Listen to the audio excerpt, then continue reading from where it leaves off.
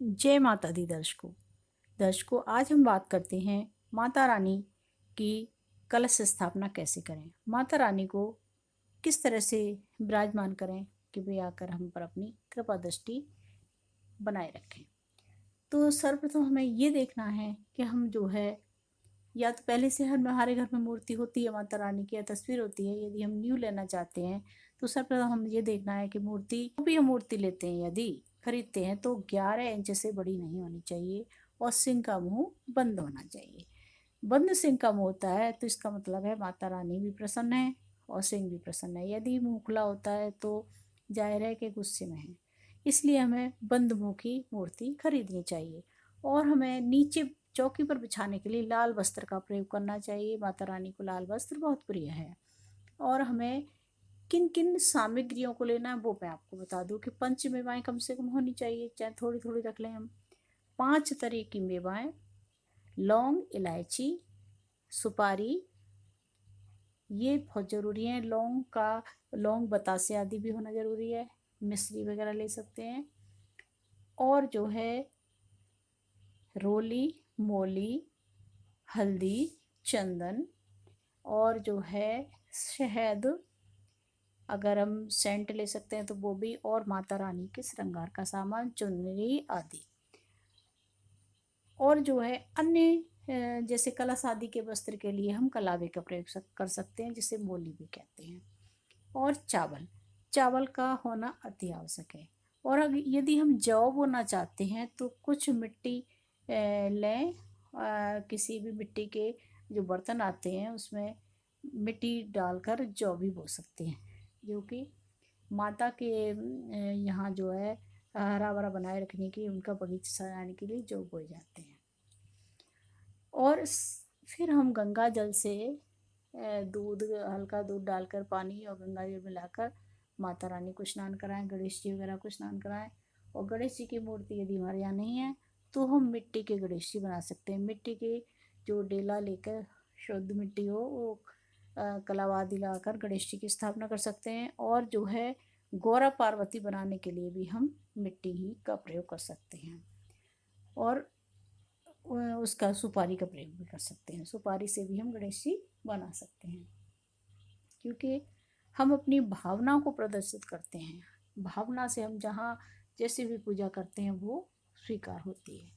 यदि मूर्ति नहीं है गणेश जी की तो हमें बनाना आवश्यक है, मूर्ति है तो अलग से नहीं बनानी।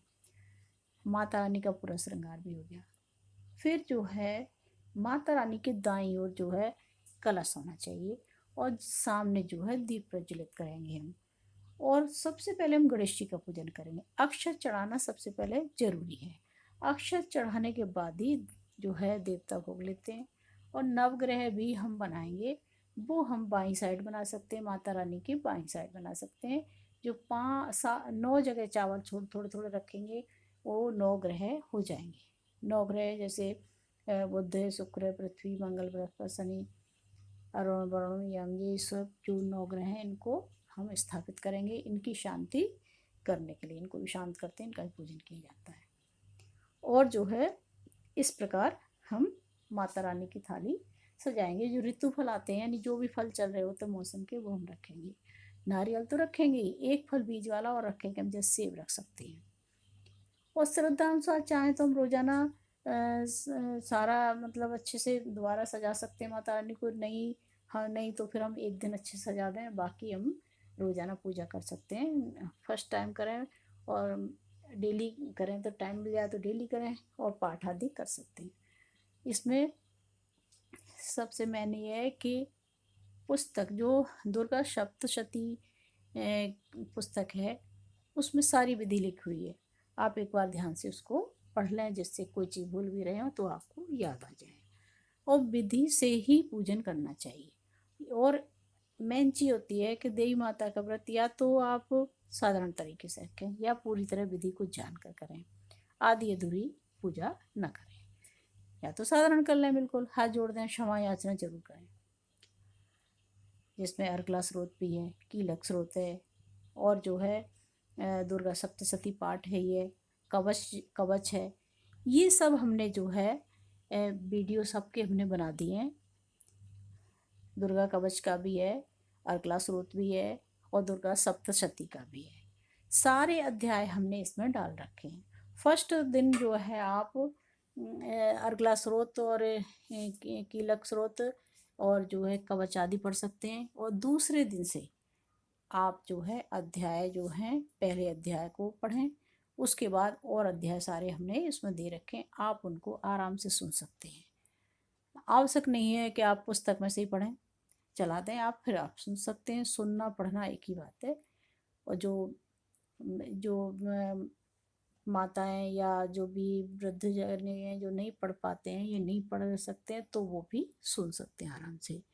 तो इस प्रकार आप नवदुर्गों में इन 9 दिनों में माता रानी को प्रसन्न कर सकते हैं। ये सबसे बढ़िया मौका होता है, और माता रानी जिस पर प्रसन्न हो जाती है बस उसकी तो मौज ही मौज है, क्योंकि माँ हमारी माँ होती है, और माँ को यदि हम प्रसन्न करते हैं फिर तो माता अति प्रसन्न हो जाती हैं। माता रानी को पूरा श्रृंगार चढ़ाया जाता है, चुंदरी आदि, जो चूड़ियाँ हैं, सिंदूर है और गले का हार वगैरह है, जितनी आपकी गुंजाइश है उस हिसाब से उसी हिसाब से आप जो है माता का श्रृंगार कर सकते हैं। और जो हम कलश रखते हैं वो या तो चावलों के ऊपर रखें, या जो हमने जौ वो रखें उसी मिट्टी के ऊपर रखें, क्योंकि खाली नहीं रखते हैं। और विधि विधान से हम जो है इस तरह से पूजा आदि कर सकते हैं। आरती आदि जो है टाइम के हिसाब से करें, 12 बजे के बाद नहीं, सुबह से मॉर्निंग से 4 बजे से लेके 12 बजे तक आप पूजा पाठ कर सकते हैं। दोपहर में भी माँ का ही भोग लगता है, लेकिन जो मॉर्निंग की पूजा है वो मॉर्निंग में ही होती है। तो इस प्रकार से विधि विधान से आप माता रानी को प्रसन्न कर सकते हैं। और जो है ये जरूरी है कि संस्कृत, ऐसा नहीं हम संस्कृत को पढ़े जा रहे हैं समझ में आ नहीं रहा है, इसीलिए हमने जो भी अपने अध्याय दिए हैं वो हमने हिंदी में दे रखे हैं, जिससे कि आपको अच्छे से समझ में आ सके। क्योंकि यूँ रटने से कोई फ़ायदा नहीं है, वो बोलने से नहीं है। जब हमारी समझ में नहीं आ रही वो चीज़ तो उसका कोई बेनिफिट नहीं है। हमारी समझ में आना चाहिए कि हम क्या करें। भगवान सारी भाषा समझते हैं, भाषा हमारी समझ में आनी चाहिए कि हम क्या करें। तो हमने जो है जितने भी वीडियो बनाए हैं सब हिंदी में बनाए हैं, सारे अध्याय हमारे हिंदी में हैं, संस्कृत में नहीं है, जिससे कि आप उन्हें समझ सकें और अपनी भावनाओं को प्रदर्शित कर सकें माँ के चरणों में। और जो भी पूजा करते हैं आप दिखावा मत करिए, अंतर मन से करिए, अपनी आत्मा से कीजिए, और फिर देखिए आप कि माँ की कृपा आप पर कैसे नहीं बरसती। दिल से